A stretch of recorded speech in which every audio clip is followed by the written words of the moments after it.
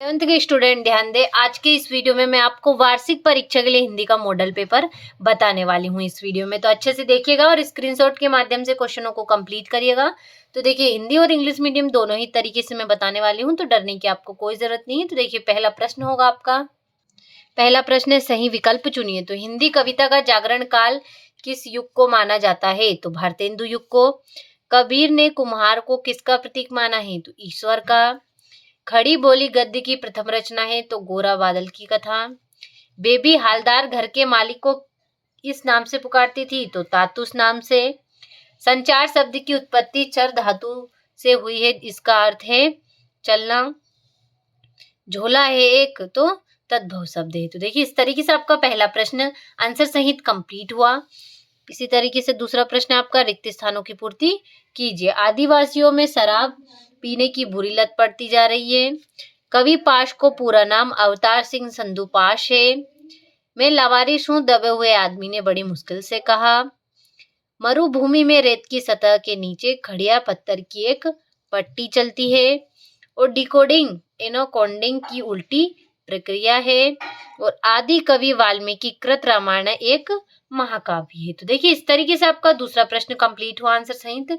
अगला प्रश्न है आपका, ये रहा आपका दूसरा प्रश्न, सही जोड़ी बनाइए। हे भूख मत मचल, तो होगा आपका अक्क महादेवी। आ बैठे उन्हीं के, तो ठिये पर। राजस्थान की रजत बूंदे, अनुपम मिश्र। यूएआई, तो इसका होगा आपका दैनिक समाचार हेतु एजेंसी। मुक्तक छंद, तो केचुआ छंद हो गया आपका।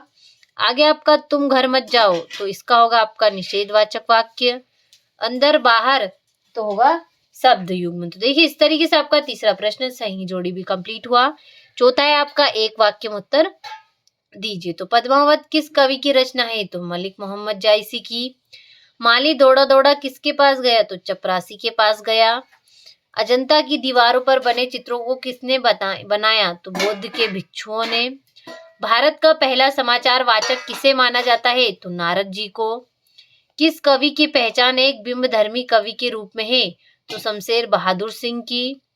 जहाँ कारण के होने पर भी कार्य ना हुआ कौन सा अलंकार होता है? तो विशेषोक्ति अलंकार। दो या दो से अधिक व्यक्तियों के बीच होने वाला संभाषण क्या कहलाता? तो संवाद कहलाता है। तो देखिए, इस तरीके से आपका चौथा प्रश्न कंप्लीट हुआ। ये रहा आपका पांचवा प्रश्न, सत्य सत्य लिखिए। आलोपिदिनी का लक्ष्मी पर अखंड विश्वास न था, तो असत्य होगा। बादलों के घेरे कृष्णा सोबती की कहानी संग्रह है, तो सत्य है। लता ने गाने के कारण करुण रस में विशेष प्रभावशाली रीति से व्यक्त होता है, तो असत्य होगा। टेलीविजन सबसे प्रभावशाली सशक्त संचारी माध्यम है, तो यह आपका सत्य होगा। करुण रस का स्थायी भाव रति है, तो असत्य। मुहावरे का प्रयोग भाषा में चमत्कार उत्पन्न करता है, तो यह आपका सत्य होगा। तो देखिए, इस तरीके से आपका पांचवा प्रश्न कंप्लीट हुआ।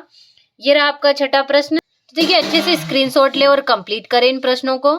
देखिए, मोस्ट इंपोर्टेंट क्वेश्चन ये आपके होने वाले हैं। तो देखिए, 13वां हो गया, 14वां हो गया, ये हो गया आपका 15वां प्रश्न, 16वां, 17वां, इस तरीके से सारे प्रश्न आपके दे रखे हैं क्रम अनुसार। तो अच्छे से स्क्रीनशॉट के माध्यम से कंप्लीट करें इन्हें। तो देखिए, 19वां ये अथवा का, ये हो गया आपका 20वां प्रश्न जिसमें आपको संदर्भ प्रसंग व्याख्या दे रखी है।